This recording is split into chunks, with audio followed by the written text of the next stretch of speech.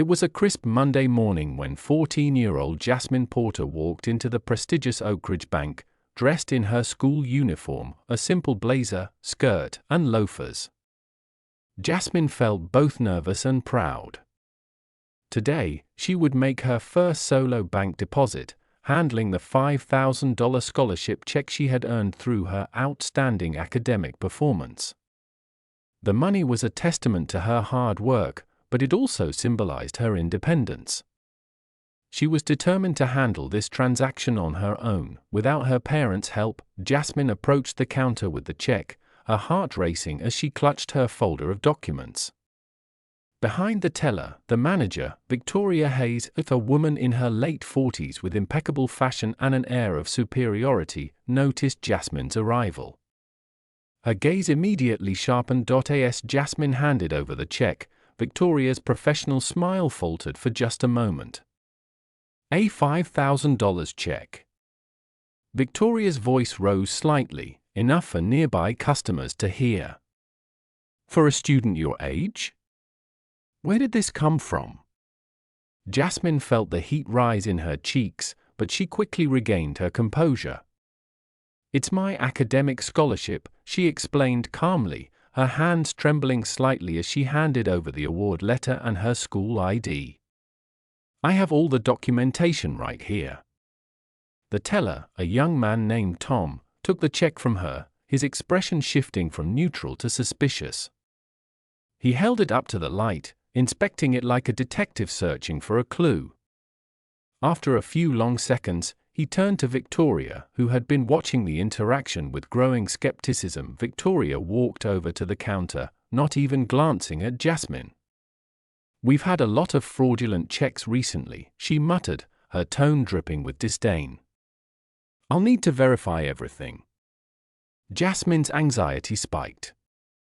She had been expecting a simple deposit, but now she was being treated as though she were a criminal.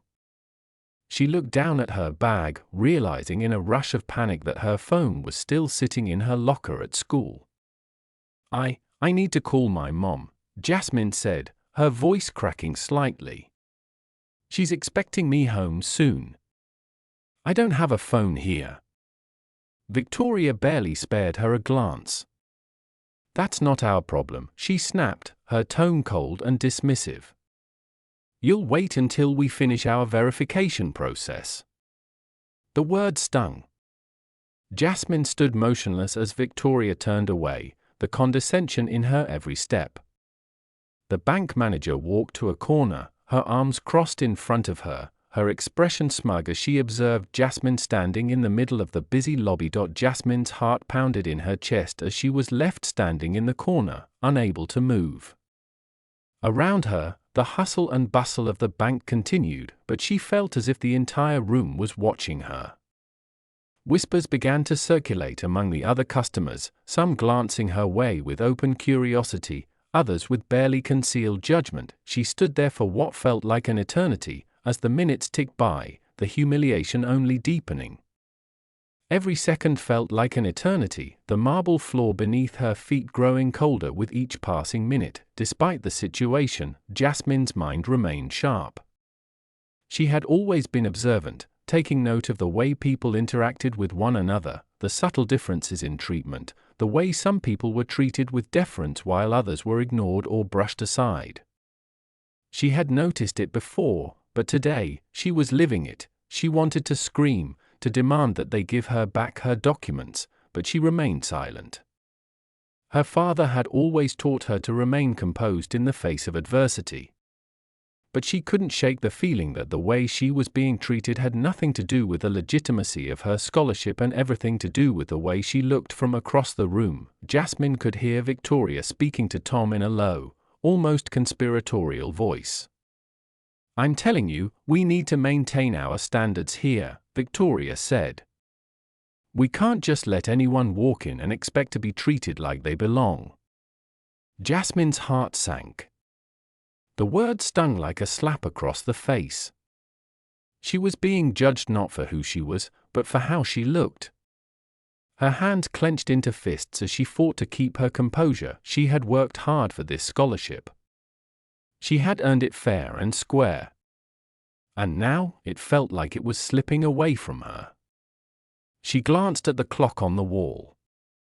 More time passed. The whispers continued. The only thing she could do now was wait. Jasmine Porter wasn't your average teenager. Despite living in Oak Ridge's most exclusive neighborhood, she had always valued simplicity over extravagance. Her family's home was elegant but understated, no ostentatious displays of wealth, just tastefully decorated rooms and a strong sense of community. Jasmine's mother, Dr. Naomi Porter, was a renowned financial expert who ran one of the most respected firms in the country. As a woman who had built her career from the ground up, Naomi had instilled in Jasmine a strong sense of independence and a belief that true success came from effort, not privilege. The Porters' wealth was substantial, but it wasn't flaunted. Dr. Naomi Porter believed in the power of education and hard work. She often reminded Jasmine that wealth wasn't just about accumulating money, it was about using that wealth for good. Jasmine had absorbed these lessons well, excelling in her studies and winning a full scholarship to Westridge Academy, a prestigious school known for its rigorous academics. This wasn't an achievement handed to her on a silver platter. Jasmine had worked tirelessly, earning her scholarship on merit, not on the strength of her mother's name. Her friends often marveled at her ability to balance academics, extracurriculars, and part-time work, but Jasmine didn't mind. She relished the challenge. It was her way of proving to herself, and to the world, that she could succeed on her own. Her mother had always been supportive, of course, but she never allowed Jasmine to take shortcuts. "I want you to have the same opportunities that others have," Naomi would say. "But I also want you to stand on your own 2 feet." Jasmine's decision to handle her bank deposit on her own was another step toward independence. She was 14, but she felt like she was ready to navigate the world as an adult. The scholarship check, which was the culmination of her hard work, felt like a symbol of her growing maturity. Earlier that morning, before heading to the bank, Jasmine had placed the check carefully in her folder. Her mother had sat at the breakfast table, reviewing some of her firm's financial reports, but she had paused to smile at Jasmine. "Are you sure you don't want me to come with you?" Naomi asked, her voice warm but with a hint of concern. "I've got it, Mom," Jasmine replied with quiet confidence.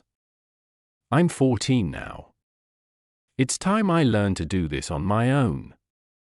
Her mother had nodded, her eyes filled with pride. Naomi knew that Jasmine was more than capable, and yet she couldn't help but worry. It was a mother's instinct, the desire to shield her child from harm, especially when the world could sometimes be harsh and unkind. Jasmine had reassured her. "I'll be fine. I'll go in, make the deposit, and be back before you even finish your meeting." It had seemed like such a simple task. Jasmine never imagined that just walking into a bank to deposit a scholarship check would lead to such an ordeal. As she waited in the corner of the bank, Jasmine couldn't help but reflect on the lessons her mother had taught her. She had always been raised to believe in fairness and equality, to treat people with respect and to expect the same in return.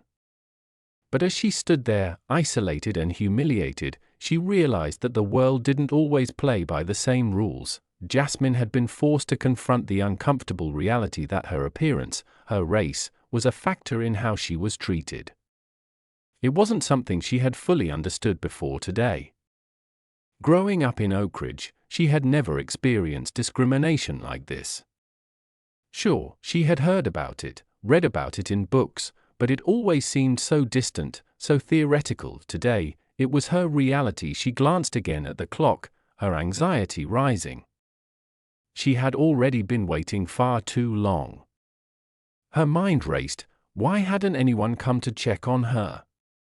Why was she still standing in the corner when all she had done was bring in a legitimate check to deposit? The longer she stood there, the more she felt the weight of the situation pressing on her shoulders.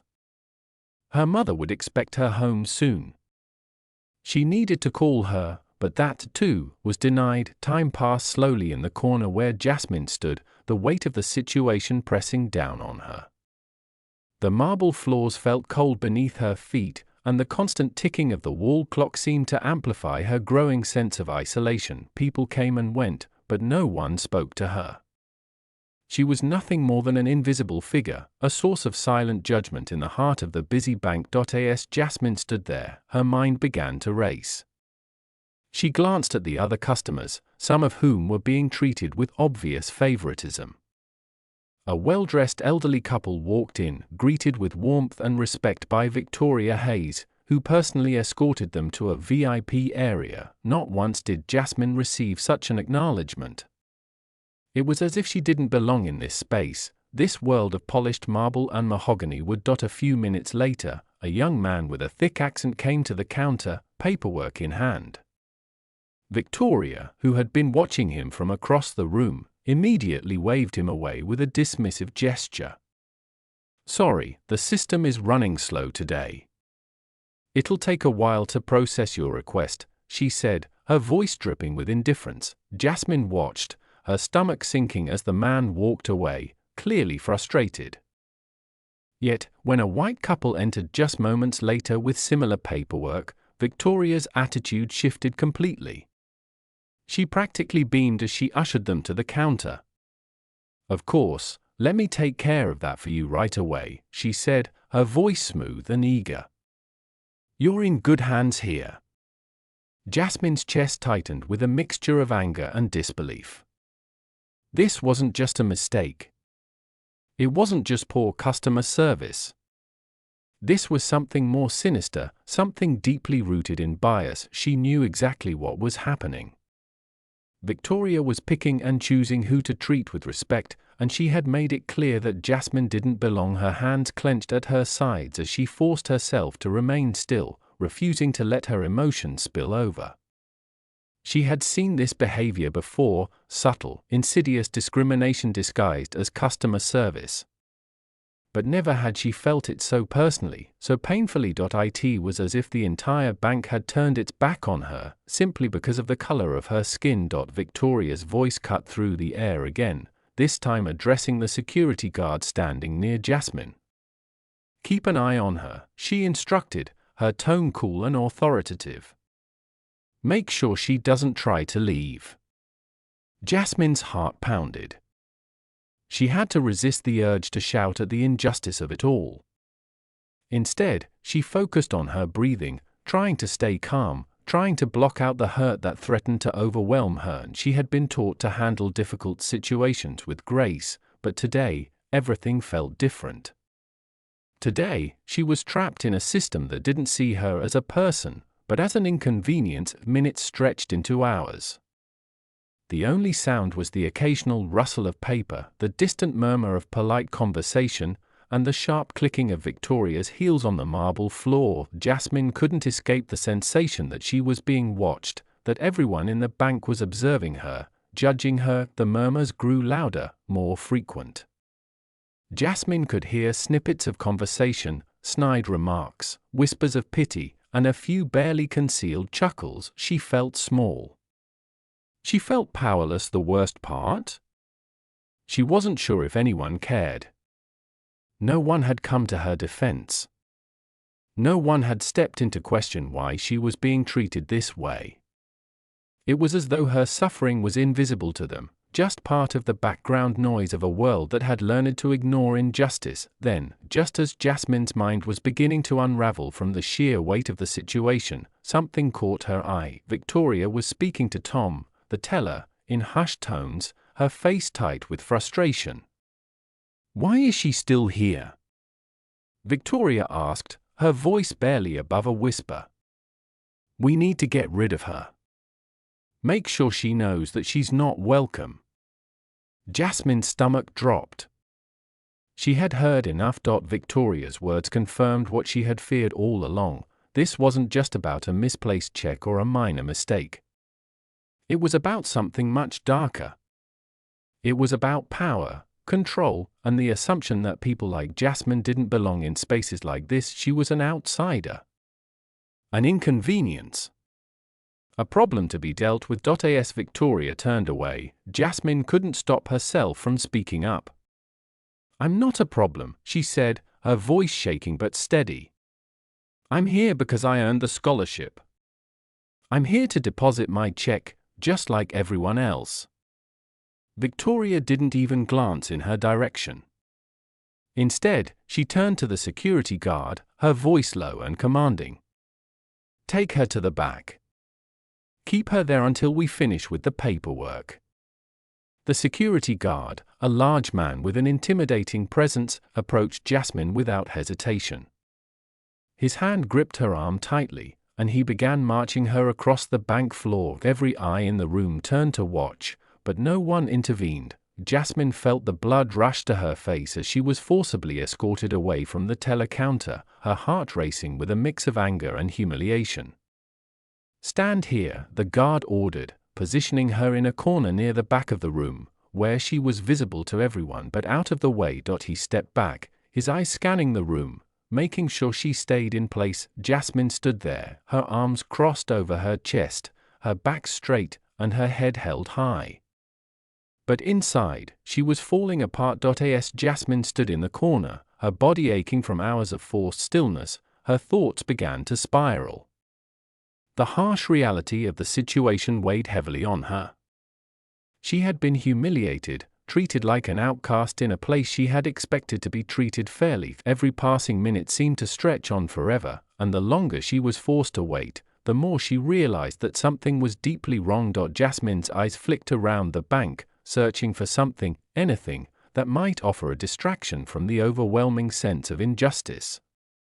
Her gaze landed on the manager, Victoria Hayes, who had been circulating around the room, her heels clicking sharply against the marble floors. She was speaking to a well-dressed man, tall and imposing, who Jasmine didn't recognize at first. But something about his demeanor struck her as familiar. He was someone important, and judging by the way Victoria was speaking to him, he was someone she was eager to please. The man's name clicked in Jasmine's mind like a bell. Harrison Wells. The name had been mentioned by her mother before, in passing, when talking about business rivalries. Harrison Wells was the CEO of Meridian Banking Group, one of the largest competitors to the bank her mother had recently acquired. Jasmine's pulse quickened as she watched the exchange between Victoria and Wells. She wasn't close enough to hear their conversation clearly, but she could tell it was something serious. Victoria leaned in toward Wells, her voice lowering to a near whisper as she handed him a manila folder. Jasmine's heart raced as she observed the interaction. The folder was clearly marked with the word confidential, and though she couldn't make out the contents, it was obvious that whatever was inside was important. Jasmine's mind was reeling. She had seen her mother work for years, building the trust and reputation of the bank, and she knew that any breach of confidentiality could be catastrophic. This was no simple business meeting. This was something more, a betrayal in the making. She shifted slightly in her corner, straining to hear more, but her position was far from ideal. Still, she kept her eyes locked on the two figures. Wells nodded as he looked through the folder, his expression serious, even pleased. He said something to Victoria, his words too low to make out, but the smile that stretched across her face told Jasmine everything she needed to know. Victoria wasn't just helping Wells, she was actively working against her own company, her own employer. Jasmine's stomach churned. It was becoming clearer by the second. Victoria wasn't just mistreating her because of her race or her age. She was using her position at the bank to sabotage it. Jasmine had no idea what was in that folder, but she knew it wasn't good, and she knew it had something to do with her mother's company. She felt a sudden surge of determination. No longer just a passive observer, Jasmine understood that she had to act. She wasn't just here to deposit a check anymore, she had stumbled upon something much bigger, something that could affect her mother's life and career. She couldn't just stand idly by. Her eyes flicked down to the leather-bound notebook she always carried with her. She had taken notes throughout her time at the bank, jotting down the discriminatory treatment she had witnessed, but this was different. This was critical. She had to document everything she had seen, every detail, every whisper. Jasmine had no idea what she could do with the information, but she knew she had to keep a record. She had to be prepared. As Victoria and Wells continued their hushed conversation, Jasmine quickly opened her notebook, her fingers trembling as she wrote. She noted the time, the names, and the suspicious folder, everything she had observed in those few moments. The conversation between the two ended abruptly when Wells stood to leave. Victoria shook his hand with a smile, her demeanor almost too eager. Jasmine's heart pounded as Wells walked past her toward the exit, his footsteps heavy with purpose. Once he was gone, Victoria returned to her usual position behind the counter, but her smile was gone. She was focused, her attention now entirely on Jasmine, who remained standing in the corner. Jasmine felt a shiver run down her spine. It was as if Victoria knew she had witnessed everything. Jasmine's thoughts raced. She had seen enough to know that something sinister was going on behind the scenes, but what could she do with this information? How could she prove what had happened? Her fingers tightened around the pen in her hand, determination setting in. She had been wronged, yes. But now, she had a chance to make things right, not just for herself, but for her mother, for her family, and for everyone else who had been unfairly treated by Victoria Hayes. Jasmine wouldn't let this go. Jasmine stood silently as the weight of the situation bore down on her. Hours of waiting, hours of humiliation had built to this moment. She had been wronged, treated as though she didn't belong, but now, she had something far more valuable than her check or her documents. She had the truth, and it was time to make that truth known. As if summoned by her thoughts, the bank doors opened, and in walked her mother, Naomi Porter. Jasmine's heart skipped a beat. Naomi's presence was magnetic. She was calm, composed, and dressed impeccably, a stark contrast to the chaos that had unfolded in the bank. Victoria Hayes, who had been overseeing Jasmine's ordeal, stood up straight as soon as she saw Naomi. "Miss Porter," Victoria greeted her, her voice dripping with feigned politeness. "I wasn't expecting you today. How can I assist you?" But Naomi didn't respond with pleasantries. She turned immediately to Jasmine, her eyes narrowing as she took in the sight of her daughter standing alone, still isolated in the corner. A flash of anger crossed Naomi's face before she masked it with a calm exterior. "Jasmine, are you okay?" she asked, her voice laced with concern. Jasmine nodded, fighting to keep her emotions in check.